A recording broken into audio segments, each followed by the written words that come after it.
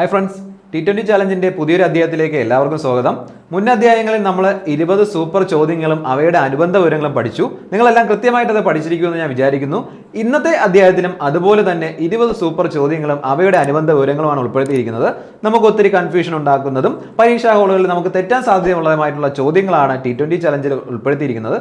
തീർച്ചയായിട്ടും നിങ്ങൾക്ക് ഉപയോഗപ്രദമാവുന്ന രീതിക്കാണ് ഈ ഒരു ചലഞ്ച് സെറ്റ് ചെയ്തിരിക്കുന്നത്. അപ്പോൾ കൂട്ടുകാരെ, നമുക്ക് ഇന്നത്തെ സൂപ്പർ 20 ചോദ്യങ്ങളിലേക്ക് കടക്കാം. ഒന്നാമത്തെ ചോദ്യം ഇങ്ങനെയാണ്: ഇന്ത്യൻ വ്യവസായം ഉൾപ്പെടുന്നത് സമ്പദ് വ്യവസ്ഥയുടെ ഏത് മേഖലയിലാണ്? അപ്പോൾ പത്താം തരം പ്രാഥമിക പരീക്ഷയുടെ സിലബസിൽ വ്യവസായം എന്ന് പറയുന്ന ആ മേഖലയ്ക്ക് അതിൻ്റെതായ പ്രാധാന്യമുണ്ട്. അപ്പോൾ നമ്മുടെ ആദ്യത്തെ ചോദ്യവും ആ ഒരു മേഖലയുമായി ബന്ധപ്പെട്ടതാണ്. വ്യവസായം ഉൾപ്പെടുന്നത് സമ്പദ് വ്യവസ്ഥയുടെ ഏത് മേഖലയിലാണ്? ഓപ്ഷൻസ് നോക്കുക: സേവന മേഖല, പ്രാഥമിക മേഖല, ദ്വിതീയ മേഖല, തൃതീയ മേഖല. അപ്പോൾ ഏതാണ് നമ്മൾ ഉത്തരമായിട്ട് വരുന്നത്? ഓപ്ഷൻ സി, ദ്വിതീയ മേഖലയിലാണ് വ്യവസായം ഉൾപ്പെടുന്നത്. അപ്പോൾ ഈ കാര്യങ്ങൾ ഓർത്തു വെച്ചിരിക്കുക. അപ്പോൾ നമുക്ക് പഠിക്കേണ്ടത് സമ്പദ് വ്യവസ്ഥയിലെ ആ തരംതിരിവുകൾ ഏതൊക്കെ മേഖലകളാക്കി തിരിച്ചിരിക്കുന്നു എന്നുള്ള കാര്യം നമുക്ക് നോക്കാം. സമ്പദ് വ്യവസ്ഥയെ പ്രധാനമായും മൂന്നായി തിരിച്ചിരിക്കുന്നു. ഏതൊക്കെയാണ്? പ്രാഥമിക മേഖല, ദ്വിതീയ മേഖല, തൃതീയ മേഖല. അപ്പോൾ ഇതിൽ പ്രാഥമിക മേഖലയിൽ വരുന്നത് കൃഷി, ഖനനം, കന്നുകാലി വ്യവസായം തുടങ്ങിയവയാണ്. അപ്പോൾ ഓർത്തു വെച്ചിരിക്കുക, പ്രാഥമിക മേഖലയിൽ വരുന്ന വിഭാഗങ്ങൾ ഏതൊക്കെയാണ്? കൃഷി, ഖനനം, കന്നുകാലി വ്യവസായം തുടങ്ങിയവയാണ്. അതുപോലെ ദ്വിതീയ മേഖലയിൽ വരുന്നത് ഏതൊക്കെയാണ്? നമ്മുടെ ഇൻഡസ്ട്രി, വ്യവസായങ്ങൾ, വൈദ്യുതി, ഗ്യാസ്, ജലവിതരണം തുടങ്ങിയവ ദ്വിതീയ മേഖലയിലാണ് വരുന്നത്. അതുപോലെ തൃതീയ മേഖല നോക്കുക: വിദ്യാഭ്യാസം, ഗതാഗതം, ബാങ്കിങ്, IT തുടങ്ങിയ വിഭാഗങ്ങൾ വരുന്നത് തൃതീയ മേഖലയാണ്. അപ്പോൾ സമ്പദ് വ്യവസ്ഥയിലെ 3 മേഖലകൾ നമുക്കറിയാം. ഏതൊക്കെയാണ്? പ്രാഥമിക മേഖല, ദ്വിതീയ മേഖല, തൃതീയ മേഖല. അതിലെ പ്രാഥമിക മേഖലയിൽ വരുന്നത് കൃഷി, ഖനനം, കന്നുകാലി വ്യവസായം. അത് ദ്വിതീയ മേഖലയിൽ വരുന്നത് വ്യവസായം, വൈദ്യുതി, ഗ്യാസ്, ജലവിതരണം. അതുപോലെ തൃതീയ മേഖലയിൽ വരുന്നത് വിദ്യാഭ്യാസം, ഗതാഗതം, ബാങ്കിങ്, IT തുടങ്ങിയത്. അപ്പോൾ ഇത്രയും കാര്യങ്ങൾ വ്യക്തമായിട്ടും ഓർത്തു വച്ചിരിക്കുക. നമുക്ക് അടുത്ത ചോദ്യത്തിലേക്ക് കിടക്കാം. ഇന്ത്യൻ ജോഗ്രഫിയുമായി ബന്ധപ്പെട്ടതാണ്. പശ്ചിമ തീര സമതലത്തിന്റെ മധ്യഭാഗം ഏത് പേരിൽ അറിയപ്പെടുന്നു? മലബാർ തീരം, സിർക്കാർ തീരം, കോറമണ്ടൽ തീരം, കൊങ്കൺ തീരം. അപ്പൊ എങ്ങനെയാണ്? പശ്ചിമ തീര സമതലത്തിന്റെ മധ്യഭാഗം ഏതു പേരിൽ അറിയപ്പെടുന്നു? മലബാർ തീരം, സിർക്കാർ തീരം, കോറമണ്ടൽ തീരം, കൊങ്കൺ തീരം. നമ്മുടെ ഉത്തരം ഓപ്ഷൻ ഡി, കൊങ്കൺ തീരം. അപ്പോൾ നമുക്ക് നോക്കേണ്ടത് പശ്ചിമ തീര സമതലവും ഉണ്ട്, അതുപോലെ പൂർവ്വ തീര സമതലവും ഉണ്ട്. അവ ഏതൊക്കെയാണ്, ഏതൊക്കെ തീരപ്രദേശങ്ങളാണ് അവയിൽ വരുന്നത് നമുക്ക് അറിയാം. എന്നാലും നമ്മളത് തെറ്റിക്കാൻ സാധ്യതയുള്ള കാര്യങ്ങളാണ്. അങ്ങോട്ടും ഇങ്ങോട്ടും തിരിഞ്ഞു പോകാം. അപ്പോൾ പലപ്പോഴും നമുക്ക് കൺഫ്യൂഷൻ വരുന്ന ഒരു കാര്യമാണ് തമിഴ്നാട്, കേരള, കർണാടക അത് പശ്ചിമമാണോ പൂർവ്വമാണോ എന്നുള്ള കാര്യങ്ങൾ. ആ ഒരു തീരസമതലം നമുക്ക് നോക്കേണ്ടതുണ്ട്. അപ്പോൾ ആ കാര്യം നമുക്ക് വ്യക്തമായിട്ടും പഠിക്കാം. അപ്പോൾ നമ്മൾ കണ്ടു കഴിഞ്ഞു പശ്ചിമ തീര സമതലത്തിന്റെ മധ്യഭാഗം എന്നാണ് ചോദ്യം ചോദിച്ചിരിക്കുന്നത്. പശ്ചിമ തീര സമതലത്തിന്റെ മധ്യഭാഗം. അപ്പോൾ അതിനൊരു വടക്ക് ഭാഗം ഉണ്ടാവും, ഒരു തെക്ക് ഭാഗം ഉണ്ടാവും. അത് നമ്മൾ പഠിക്കേണ്ടതുണ്ട്. പശ്ചിമ തീരസമതലം അല്ലെങ്കിൽ നമ്മൾ അറിയപ്പെടുന്നത് പടിഞ്ഞാറൻ തീരസമതലം എന്ന് പറയുന്നതിനെ പടിഞ്ഞാറൻ തീരസമതലം. അപ്പോൾ പടിഞ്ഞാറൻ തീരസമതലത്തിന്റെ മധ്യഭാഗം നമ്മൾ കണ്ടു കഴിഞ്ഞു. ഏതാണ്? കൊങ്കൺ തീരമാണ് പശ്ചിമ തീരസമതലത്തിന്റെ മധ്യഭാഗം. അങ്ങനെയാണെങ്കിൽ എൻ്റെ മുകൾ ഭാഗം അല്ലെങ്കിൽ വടക്ക് ഭാഗം എന്ന് പറയുന്നത് ഗുജറാത്ത് തീരമാണ്. ഗുജറാത്ത് തീരം, അത് ഓർത്ത് വെച്ചിരിക്കുക, ഗുജറാത്ത് തീരം. അതുപോലെ അതിൻ്റെ തെക്ക് ഭാഗം എന്ന് പറയുന്നത് ഏതാണ്? മലബാർ തീരമാണ്. അപ്പോൾ നമ്മൾ കണ്ടു കഴിഞ്ഞു പശ്ചിമ തീര സമതലത്തിനെ 3ആയിട്ട് ഡിവൈഡ് ചെയ്തിട്ടുണ്ട്. അതിൽ മധ്യഭാഗം കൊങ്കൺ തീരം നമ്മുടെ ചോദ്യമായിരുന്നു. അപ്പോൾ നോക്കുക, അതിൻ്റെ മുകൾ ഭാഗം അല്ലെങ്കിൽ വടക്ക് ഭാഗം എന്ന് പറയുന്നത് ഏതാണ്? ഗുജറാത്ത് തീരം. അതിൻ്റെ തെക്ക് ഭാഗം മലബാർ തീരം. ഈ കാര്യങ്ങൾ ഓർത്ത് വെച്ചേക്കുക, തിരിഞ്ഞു പോകരുത്. ഇനി നമുക്ക് അറിയേണ്ടത് ഈ പശ്ചിമ തീര സമതലം എവിടം തൊട്ട് എവിടം വരെയാണ് എക്സ്റ്റെൻഡ് ചെയ്യുന്നത് എന്നുള്ളത് അത് ഓർത്ത് വയ്ക്കുക. അപ്പോൾ റാൻ ഓഫ് കച്ച് മുതൽ, ഗുജറാത്തിലെ റാൻ ഓഫ് കച്ച് മുതൽ എവിടം വരെയാണ്? താഴെ കന്യാകുമാരി വരെ നീണ്ടു കിടക്കുന്ന ആ തീരപ്രദേശമാണ് എന്തെന്ന് പറയുന്നത്? പശ്ചിമ തീര സമതലം അല്ലെങ്കിൽ പടിഞ്ഞാറൻ തീര സമതലം എന്ന് പറയുന്നത്. അതായത് അറബിക്കടലിനും പശ്ചിമഘട്ടത്തിനും ഇടയ്ക്കായിട്ട് എവിടെയാണ്? റാൻ ഓഫ് കച്ച് മുതൽ കന്യാകുമാരി വരെ നീണ്ടു കിടക്കുന്ന ആ ഒരു തീരപ്രദേശം. അങ്ങനെയാണ് വ്യക്തമായിട്ട് നമ്മൾ പഠിച്ചു വെക്കേണ്ടത്. ഓക്കെ, അപ്പോൾ ഇതിൽ നമ്മളിനി ശ്രദ്ധിക്കേണ്ട കാര്യം, ഇതുമായിട്ട് ബന്ധപ്പെട്ട് നമുക്ക് ഇനി പഠിക്കേണ്ടത് കിഴക്കൻ തീര സമതലം ഏതൊക്കെയാണ്, ഏതൊക്കെ ഭാഗങ്ങളാണ് ഉൾപ്പെടുന്നത് എന്നുള്ളത്. അപ്പം നമുക്ക് നോക്കാം. തമിഴ്നാട് തീരവും ആന്ധ്രാപ്രദേശിന്റെ തെക്കൻ തീരപ്രദേശവും ഭാഗമായുള്ള ഇന്ത്യയുടെ കിഴക്കൻ തീര സമതലമാണ് കോറമണ്ടൽ തീരം. നമ്മുടെ ഓപ്ഷൻസിൽ ഒരെണ്ണമായിരുന്നു കോറമണ്ടൽ തീരം. അത് നമ്മൾ കണ്ടു കഴിഞ്ഞു. തമിഴ്നാട് തീരവും ആന്ധ്രാപ്രദേശിന്റെ തെക്കൻ തീരപ്രദേശവും ഭാഗമായുള്ള ഇന്ത്യയുടെ കിഴക്കൻ തീര സമതലം എവിടെയാണ്? കോറമണ്ടൽ തീരമാണ്. അപ്പോൾ നമ്മളൊരു കൺഫ്യൂഷൻ അല്ലെങ്കിൽ ഒരു ഡൗട്ട് അവിടെ തീർന്നു കഴിഞ്ഞു. തമിഴ്നാട് ഉൾപ്പെടുന്നത് എവിടെയാണ്?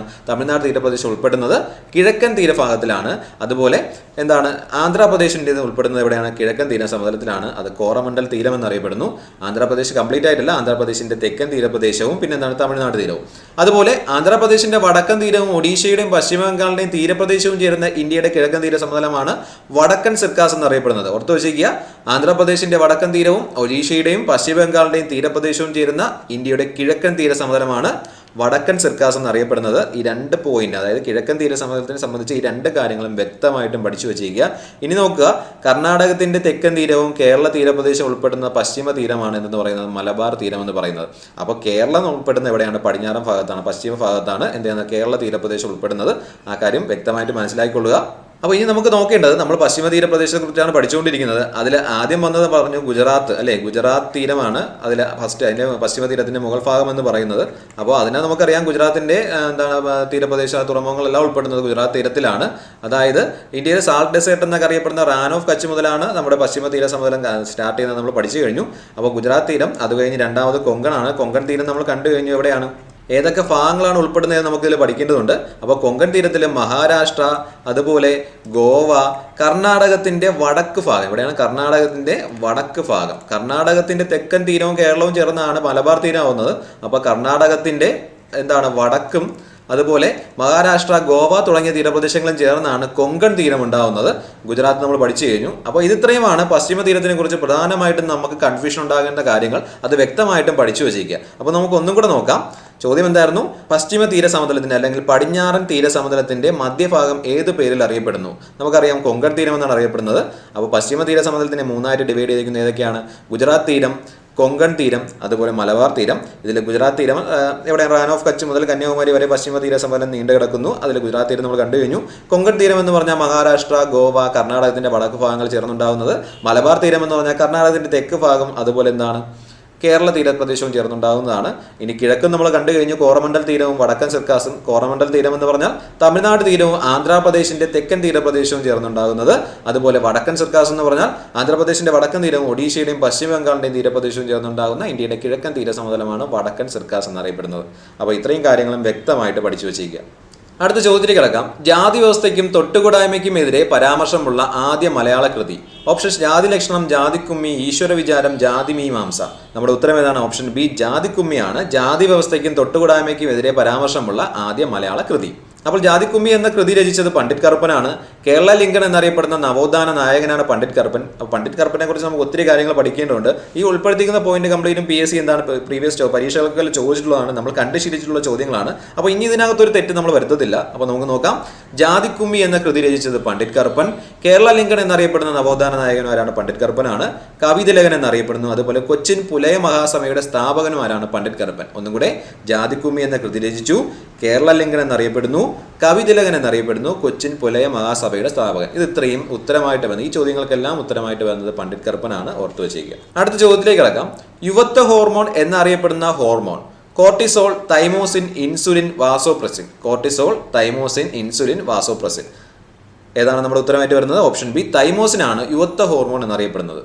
അപ്പോൾ ഈ ഹോർമോണുകൾ, അതുപോലെ രാസാഗ്നികൾ, അങ്ങനെയുള്ള പല കാര്യങ്ങളും PSCയുടെ ഒരു ഇഷ്ട മേഖലയാണ് ചോദ്യങ്ങൾ ചോദിക്കാനായിട്ട്. അപ്പോൾ നമുക്ക് അവയുടെ നാച്ചുറൽ സയൻസിലെ ആ ഒരു മേഖല വളരെ വ്യക്തമായിട്ടും പഠിച്ചു വെക്കേണ്ടതുണ്ട്.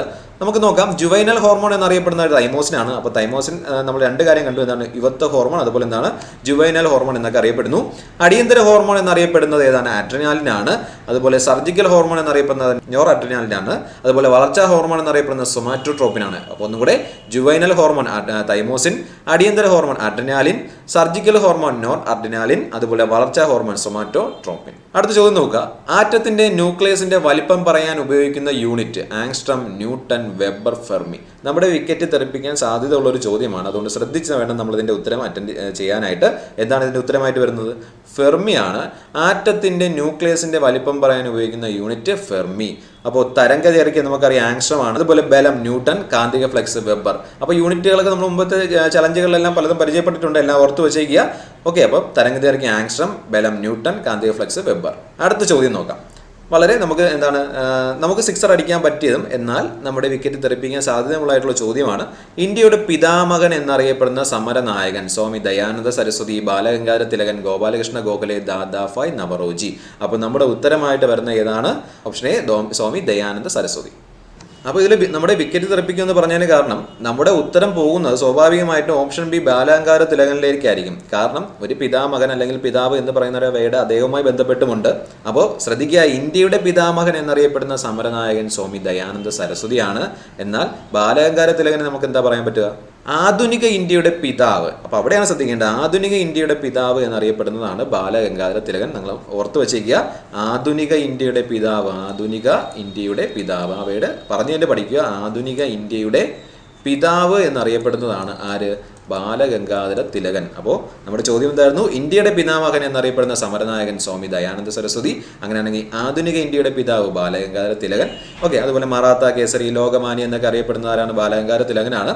ഇനിയുമുണ്ട് ഓപ്ഷൻ സി ഗോപാലകൃഷ്ണ ഗോഖലയിലേക്ക് വരികയാണെങ്കിൽ മഹാരാഷ്ട്രയിലെ സോക്രട്ടീസ് എന്നൊക്കെ അറിയപ്പെടുന്ന ആരാണ്? ഗോപാലകൃഷ്ണ ഗോഖലെയാണ്. അതുപോലെ ദാദാഭായ് നവറോജിക്ക് ഒത്തിരി പ്രത്യേകതകളുണ്ട്, നമുക്കെല്ലാം പഠിച്ചു വയ്ക്കാം.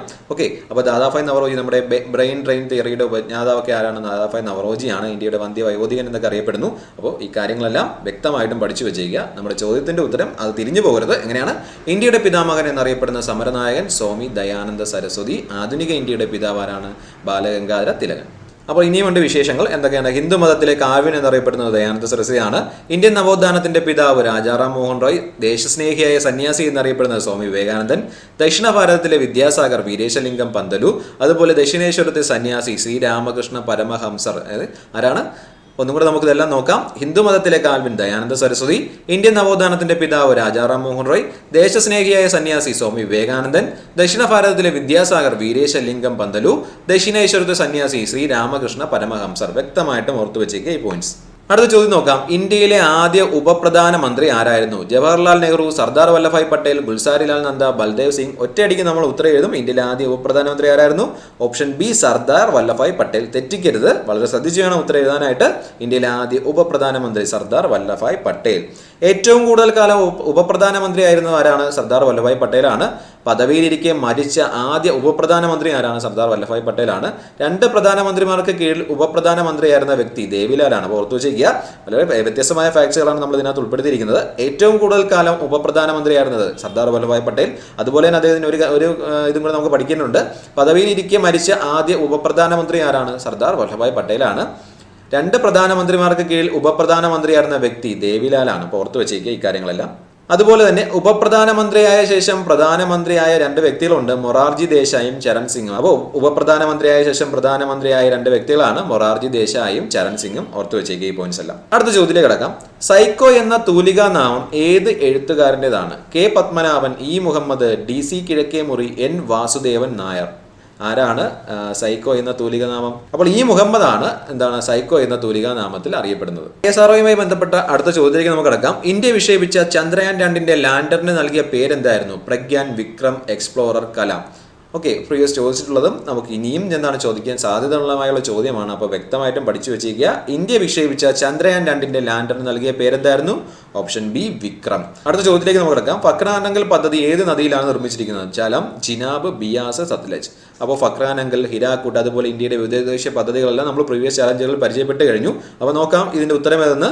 സത്ലജ് നദിയിലാണ് ഫക്രാനങ്കൽ പദ്ധതി നിർമ്മിച്ചിരിക്കുന്നത്. അടുത്ത ചോദ്യത്തിലേക്ക് കിടക്കാം. പട്ടികജാതിക്കാർ കൂടുതലുള്ള കേരളത്തിലെ ജില്ല? വയനാട്, പാലക്കാട്, മലപ്പുറം, എറണാകുളം. വളരെ ഇമ്പോർട്ടന്റ് ആയിട്ടുള്ള നമുക്ക് എന്താണ് പെട്ടെന്ന് തിരിഞ്ഞു പോകുന്നത്, നമ്മൾ തെറ്റുവരുത്തുന്നതുമായ ഒരു ചോദ്യമാണ്. പ്രീവിയസ് ഒത്തിരി തവണ PSC ചോദിച്ചിട്ടുണ്ട്. നമുക്ക് നോക്കാം ഇതിന്റെ ഉത്തരം ഏതാണ്. പട്ടികജാതിക്കാർ കൂടുതലുള്ള കേരളത്തിലെ ജില്ല? Option B Palakkad. അങ്ങനെയാണെങ്കിൽ പട്ടികജാതിക്കാർ കുറവ് എവിടെയാണ്? വയനാട്. പട്ടികവർഗ്ഗക്കാർ കൂടുതൽ എവിടെയാണ്? വയനാട്. ഈ 2 ഓപ്ഷനാണ് നമുക്ക് തിരിഞ്ഞു പോകുന്നത്, എയും ബിയും. പട്ടികജാതിക്കാർ എവിടെയാണ്? പാലക്കാടാണ്. പട്ടികവർഗ്ഗക്കാർ എവിടെയാണ്? വയനാട്. അപ്പോൾ പട്ടികജാതി എവിടെയാണ്? പാലക്കാട്. പട്ടികവർഗ്ഗക്കാർ കൂടുതൽ? വയനാട്. പട്ടികജാതിക്കാർ കുറവ്? വയനാട്. പട്ടികവർഗ്ഗക്കാർ കുറവ് എവിടെയാണ്? ആലപ്പുഴ. ഈ ചോദ്യങ്ങളുടെ ഈ പോയിന്റുകളിലെല്ലാം വ്യത്യാസം അതുപോലെ മനസ്സിലാക്കി തന്നെ നിങ്ങൾ പഠിച്ചു വെച്ചിരിക്കുക. താഴെ പറയുന്നവയിൽ കൃത്രിമ സിൽക്ക് എന്നറിയപ്പെടുന്നത് ഏത്? Rayon, polyester, nylon, Terylene. ഏതാണ് കൃത്രിമ സിൽക്ക് എന്നറിയപ്പെടുന്നത്? റയോൺ ആണ് കൃത്രിമ സിൽക്ക് എന്നറിയപ്പെടുന്നത്. കൃത്രിമ മൂലകൻ ടെക്നീഷ്യമാണ്. കൃത്രിമ റബ്ബർ നിയോപ്രിൻ ആണ്. കൃത്രിമ പ്ലാസ്റ്റിക് ബേക്കലൈറ്റ്. കൃത്രിമ പഞ്ചസാര സാക്കറിൻ. ഒന്നും കൂടെ, കൃത്രിമ മൂലകം ടെക്നീഷ്യം, അതുപോലെ കൃത്രിമ റബ്ബർ എന്നറിയപ്പെടുന്നത് നിയോപ്രിൻ, കൃത്രിമ പ്ലാസ്റ്റിക് ബേക്കലൈറ്റ്, കൃത്രിമ പഞ്ചസാര ഏതാണ്? സാക്കറിൻ. അടുത്ത ചോദ്യത്തിലേക്ക് കിടക്കാം. കറങ്ങിക്കൊണ്ടിരിക്കുന്ന ഫാൻ ഓഫാക്കിയാലും അല്പസമയം കൂടി കറങ്ങിക്കൊണ്ടിരിക്കുന്നു. ഇതിന് കാരണം? ചലന ജഡത്വം, അഭികേന്ദ്ര ബലം, നിശ്ചല ജഡത്വം, ഹർഷണം. നമുക്ക് ഡയറക്റ്റ് ചോദ്യങ്ങൾ മാത്രമല്ല ഒരു മേഖലയിൽ നമുക്ക് പ്രതീക്ഷിക്കാവുന്നത്, അതിൻ്റെ ഇത്തിരി ഡീപ്പായിട്ട് ഇറങ്ങി ഡെഫിനിഷൻ ടൈപ്പിലുള്ള ചോദ്യങ്ങളും നമുക്ക് ചോദിക്കാം. അപ്പോൾ ഇതും ആപ്ലിക്കേഷൻ ലെവലിലുള്ള ഒരു ചോദ്യമാണ്. കറങ്ങിക്കൊണ്ടിരിക്കുന്ന ഫാൻ ഓഫ് ആക്കിയാൽ അല്പസമയം കൂടി കറങ്ങിക്കൊണ്ടിരിക്കുന്നതിന് കാരണം ചലന ജഡത്വമാണ്, അത് ഓർത്ത് വെച്ചേക്കുക. ഒരു വസ്തുവിന് സ്വയം അതിന്റെ ചലനാവസ്ഥയ്ക്ക് മാറ്റം വരുത്താനുള്ള കഴിവില്ലായ്മയാണ് എന്ത് പറയുന്നത്, ചലന ജഡത്വം എന്ന് പറയുന്നത്.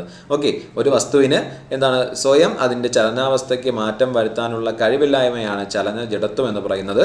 ഒരു വസ്തുവിന് സ്വയം അതിന്റെ നിശ്ചലാവസ്ഥയ്ക്ക് മാറ്റം വരുത്താനുള്ള കഴിവില്ലായ്മയാണ് എന്താണ് നിശ്ചല ജഡത്വം എന്ന് പറയുന്നത്. അപ്പോൾ ഈ ജഡത്വ നിയമം ആവിഷ്കരിച്ചതാരാണ്, ഗലീലിയോയാണ് ഏതാണ് ജഡത്വ നിയമം ആവിഷ്കരിച്ചത്. അടുത്ത ചോദ്യം, ഖാന പക്ഷി സങ്കേതം സ്ഥിതി ചെയ്യുന്ന സംസ്ഥാനം ഉത്തർപ്രദേശ്, രാജസ്ഥാൻ, ഒഡീഷ, തമിഴ്നാട്. ഖാന പക്ഷി സങ്കേതം സ്ഥിതി ചെയ്യുന്ന സംസ്ഥാനം എവിടെയാണ്? ഉത്തർപ്രദേശ്, രാജസ്ഥാൻ, ഒഡീഷ, തമിഴ്നാട്. എവിടെയാണ് ഖാന പക്ഷി സങ്കേതം സ്ഥിതി ചെയ്യുന്നത്? ഓപ്ഷൻ ബി, രാജസ്ഥാനിലാണ് ഖാന പക്ഷി സങ്കേതം സ്ഥിതി ചെയ്യുന്നത്. നെൽപ്പാട്ട്, പുലിക്കെട്ട് തുടങ്ങിയ എന്താണ് പക്ഷി സങ്കേതങ്ങൾ സ്ഥിതി ചെയ്യുന്നത് എവിടെയാണ്? ആന്ധ്രാപ്രദേശിലാണ്. അതുപോലെ സലീം അലി ഗോവയിലാണ്. സലീം അലി പക്ഷി സങ്കേതം സ്ഥിതി ചെയ്യുന്നത് ഗോവയിലാണ്. നൽ സരോവർ ഗുജറാത്തിലാണ്. രംഗനത്തിട്ട് എവിടെയാണ്? കർണാടകയിലാണ്. ഓർത്ത് വെച്ചിരിക്കുക, നെൽപ്പാട്ട്, പുലിക്കെട്ട് ആന്ധ്രാപ്രദേശ്, സലീം അലി ഗോവ, നൽ സരോവർ എവിടെയാണ്? ഗുജറാത്ത്, രംഗനത്തിട്ട് കർണാടക. അടുത്ത ചോദ്യം നോക്കാം. 1916 ഇന്ത്യൻ നാഷണൽ കോൺഗ്രസിന്റെ ലക്നൗ സമ്മേളനത്തിൽ അധ്യക്ഷത വഹിച്ചത് ആര്? റാഷ് ബിഹാരി ഘോഷ്, ആനന്ദ് മോഹൻ ബോസ്, സരോജിനി നായിഡു, MC മജുംദാർ. അപ്പോൾ ഇതിന്റെ ഉത്തരമായിട്ട് പറഞ്ഞ ഏതാണ്? 1916 ഇന്ത്യൻ നാഷണൽ കോൺഗ്രസിന്റെ ലക്നൗ സമ്മേളനത്തിന് അധ്യക്ഷത വഹിച്ചത് MC മജുംദാർ. അപ്പോൾ ഓർത്തു വെച്ചിരിക്കുക, മിതവാദികളും തീവ്രവാദികളും ഒന്നിച്ച എന്താണ് കോൺഗ്രസ് സമ്മേളനമാണ് ലക്നൗ സമ്മേളനം എന്ന് പറയുന്നത്. 1907-8 വർഷങ്ങളിലെ കോൺഗ്രസ് എന്താണ് അധ്യക്ഷനായിരുന്ന ആരായിരുന്നു? റാഷ് ബിഹാരി ഘോഷാണ്. സരോജിനി നായിഡു കോൺഗ്രസ് അധ്യക്ഷയായ വർഷം ഏതാണ്? 1925 കാൺപൂർ സമ്മേളനത്തിലാണ്. ഓർത്തു വെച്ചിരിക്കുക, നമ്മൾ ഓപ്ഷൻസിലുള്ള കാര്യങ്ങളൊക്കെ പഠിക്കുകയാണ്. 1916 ഇന്ത്യൻ നാഷണൽ കോൺഗ്രസിന്റെ ലക്നൗ സമ്മേളനത്തിന് അധ്യക്ഷത വഹിച്ചത് MC മജുംദാർ. അങ്ങനെയാണെങ്കിൽ മിതവാദികളും തീവ്രവാദികളും ഒന്നിച്ച് എന്താണ് കോൺഗ്രസ് സമ്മേളനമാണ് ലക്നൗ സമ്മേളനം. അതുപോലെ 1907-8 വർഷങ്ങളിൽ കോൺഗ്രസ് അധ്യക്ഷനായിരുന്ന റാഷ് ബിഹാരി ഘോഷാണ്. സരോജിനി നായിഡു കോൺഗ്രസ് അധ്യക്ഷയായ വർഷം 1925 കാൺപൂർ സമ്മേളനത്തിലാണ്. നമുക്ക് അടുത്ത ചോദ്യത്തിലേക്ക് കിടക്കാം. ഒരു രാജ്യസഭാ അംഗത്തിന്റെ കാലാവധി എത്ര വർഷം? 5 വർഷം, 3 വർഷം, 6 വർഷം, 4 വർഷം. നമ്മുടെ ഉത്തരം ഏതാണ്? ഓപ്ഷൻ സി, 6 വർഷമാണ് ഒരു രാജ്യസഭാ അംഗത്തിന്റെ കാലാവധി എന്ന് പറയുന്നത്. രാജ്യസഭയുടെ കാലാവധി എത്രയാണെന്ന് ചോദിച്ചാൽ അതൊരു സ്ഥിരം സഭയാണ്, അതൊരു കാലാവധി ഇല്ല. അതുപോലെ ലോക്സഭയുടെ കാലാവധി എന്താണ്? 5 വർഷമാണ്. ലോക്സഭ അംഗത്തിന്റെ കാലാവധി എന്താണ്? 5 വർഷമാണ്. അപ്പോൾ ഓർത്തു വെച്ചിരിക്കുക, രാജ്യസഭ ഒരു സ്ഥിരം സഭയായതുകൊണ്ട് അതിന് ഒരു പർട്ടിക്കുലർ ടൈം പീരീഡ് പറഞ്ഞിട്ടില്ല, അതിന്റെ കാലാവധി ഇല്ല. അതുപോലെ ലോക്സഭയുടെ കാലാവധി എന്ന് പറഞ്ഞാൽ 5 വർഷമാണ്. ലോക്സഭാ അംഗത്തിന്റെ കാലാവധി എത്രയാണ്? 5 വർഷമാണ്. കേരളത്തിലെ ഏറ്റവും കൂടുതൽ പൈനാപ്പിൾ ഉൽപ്പാദിപ്പിക്കുന്ന ജില്ല? നമ്മൾ ഈ പൈനാപ്പിളുമായിട്ട് ബന്ധപ്പെട്ട ചോദ്യങ്ങളെല്ലാം പ്രീവിയസ് ചലഞ്ചുകളിലും പരിചയപ്പെട്ടിട്ടുണ്ട്. അപ്പോൾ PSCയുടെ അടുത്തൊരു ഇഷ്ടമേഖലയാണ് ഏതാണ്? ഏറ്റവും കൂടുതൽ കാർഷിക വിളകൾ ഉൽപ്പാദിപ്പിക്കുന്നത് എവിടെയെന്ന് അങ്ങനെയുള്ള കാര്യങ്ങളല്ല. അപ്പോൾ നമുക്ക് നോക്കാം, കേരളത്തിലെ ഏറ്റവും കൂടുതൽ പൈനാപ്പിൾ ഉൽപ്പാദിപ്പിക്കുന്ന ജില്ല. നിങ്ങളുടെ മനസ്സിൽ ഉത്തരം എത്തിക്കാണെന്ന് എനിക്കറിയാം. ഏതാണ്? ഓപ്ഷൻ ഡി, എറണാകുളമാണ് കേരളത്തിലെ ഏറ്റവും കൂടുതൽ പൈനാപ്പിൾ ഉൽപ്പാദിപ്പിക്കുന്ന ജില്ല. അങ്ങനെയാണെങ്കിൽ നമുക്ക് ഉൽപ്പാദനത്തിൽ മുന്നിലിരിക്കുന്ന കാര്യങ്ങൾ പഠിക്കാം. നെല്ല് നമുക്കറിയാം പാലക്കാടാണ്. കുരുമുളക്, ഏലം ഇടുക്കി, മരിച്ചീനി തിരുവനന്തപുരം, പുകയില കാസർഗോഡ്, കശുവണ്ടി കണ്ണൂർ. ഓർത്തു വെച്ചിരിക്കുക, നമ്മൾ പ്രീവിയസ് ചലഞ്ചുകളിലും പരിചയപ്പെട്ടു, ഒത്തിരി തവണ പരിചയപ്പെട്ടുള്ളതാണ്. ഉൽപ്പാദനത്തിൽ മുന്നിൽ നിൽക്കുന്നത്, നെല്ലുൽപാദനത്തിൽ മുന്നിൽ നിൽക്കുന്നത് പാലക്കാട് ജില്ലയാണ്. കുരുമുളക്, ഏലം ഇടുക്കി ജില്ല, മരിച്ചിനി തിരുവനന്തപുരം, പുകയില കാസർഗോഡ്, കശുവണ്ടി കണ്ണൂർ. 1931 38 ദിവസം നീണ്ടു നിന്ന യാചനയാത്ര നടത്തിയ സാമൂഹിക പരിഷ്കർത്താവ്. യാചനയാത്ര എന്ന് കേൾക്കുമ്പോൾ തന്നെ ആ ഒരു സാമൂഹിക പരിഷ്കർത്താവിന് നമുക്ക് മനസ്സിലെത്തും. ഏതാണ്? ഓപ്ഷൻസ് നമുക്ക് നോക്കാം. Ayyankali, Manoj Padmanabhan, AK Gopalan, VT Bhattathiripad. യാചനയാത്ര ആരുമായിട്ട് ബന്ധപ്പെട്ടതാണ്? VT ഭട്ടതിരിപ്പാടുമായിട്ടാണ് എന്ത് ചെയ്യുന്നത്? യാചനയാത്ര ബന്ധപ്പെട്ടിരിക്കുന്നത്. ഓർത്തു വെച്ചിരിക്കുക. സാമൂഹിക പരിഷ്കരണ ജാഥയും ഏതാണ്? VT ഭട്ടതിരിപ്പാടാണ്. പട്ടിണി ജാഥ ആരാണ്? AK ഗോപാലനാണ്. സവർണ ജാഥ മന്നത്ത് പത്മനാഭൻ. രാജധാനി ജാഥ അക്കമ്മ ചെറിയൻ. നമുക്ക് തിരിഞ്ഞു പോകുന്ന കുറച്ച് ജാഥകളാണ്. സവർണ ജാഥ, അതുപോലെ എന്താണ് യാചനയാത്ര, ഇതെല്ലാം പ്രീവിയസ് PS ഒത്തിരി തവണ ചോദിച്ചിട്ടുള്ളതാണ്. അതുകൊണ്ട് നമുക്ക് തെറ്റിക്കരുത്. യാചനയാത്ര VT ഭട്ടതിരിപ്പാട്. അതുപോലെ സാമൂഹിക പരിഷ്കരണ ജാഥ 1968 സാമൂഹിക പരിഷ്കരണ ജാഥ നടത്തിയത് VT ഭട്ടതിരിപ്പാടാണ്. പട്ടിണി ജാഥ നടത്തിയത് AK ഗോപാലൻ. അതുപോലെ സവർണ ജാഥ മന്നത്ത് പത്മനാഭൻ. രാജധാനി ജാഥ ആരാണ്? അക്കമ്മ ചെറിയാൻ. അടുത്ത ചോദ്യത്തിലേക്ക് കിടക്കാം. ഉൽപാദന കേന്ദ്രമായി ഇന്ത്യയെ മാറ്റുന്നതിനായി 2014 സെപ്റ്റംബർ 25 പ്രധാനമന്ത്രി ഉദ്ഘാടനം ചെയ്ത പദ്ധതി ഏത്? Digital India, make in India, Jan Dhan Yojana, Sansad Adarsh ഗ്രാമ യോജന. ഏതാണ്? Option B, make in India ആണ്. ഇത് ചോദിക്കാൻ സാധ്യതയുള്ള ചോദ്യമാണ്, വളരെയധികം പ്രസക്തിയുള്ള ചോദ്യം. ഉൽപാദന കേന്ദ്രമായി ഇന്ത്യയെ മാറ്റുന്നതിനായി 2014 സെപ്റ്റംബർ 25 ആ വർഷവും ഡേറ്റും ഓർത്ത് വെച്ചിരിക്കുക. അതും ഇമ്പോർട്ടൻ്റ് ആയിട്ടുള്ള ഒരു ഫാക്റ്റ് ആണ്. നമുക്ക് ചോദിക്കാൻ, നമുക്ക് വരുന്ന പരീക്ഷകളിൽ എന്താണ് പ്രതീക്ഷിക്കാവുന്ന ഒരു പോയിന്റ് ആണ്. ഉൽപാദന കേന്ദ്രമായി ഇന്ത്യയെ മാറ്റുന്നതിനായി 2014 സെപ്റ്റംബർ 25 പ്രധാനമന്ത്രി ഉദ്ഘാടനം ചെയ്ത പദ്ധതി digital India, make in India, Jan Dhan Yojana, Sansad Adarsh ഗ്രാമ യോജന. ഏതാണ്? മേക്ക് ഇൻ ഇന്ത്യ ആണ്. അപ്പോൾ ഓർത്ത് വെച്ചിരിക്കുന്നത്. അപ്പോൾ ഡിജിറ്റൽ ഇന്ത്യ നിലവിൽ വന്ന എന്നാണ് 2015 ജൂലൈ 1 ഡിജിറ്റൽ ഇന്ത്യ എന്ന് പറയുന്ന ആ പദ്ധതി എന്നാണ് കേന്ദ്ര ഗവൺമെന്റ് കൊണ്ടുവന്നത്. അതുപോലെ ജൻധൻ യോജന 2014 ഓഗസ്റ്റ് 28, സൻസദ് ആദർശ് ഗ്രാമ യോജന 2014 ഒക്ടോബർ 11. ഇത്രയും കാര്യങ്ങളും ഓർത്തു വെച്ചേക്കുക.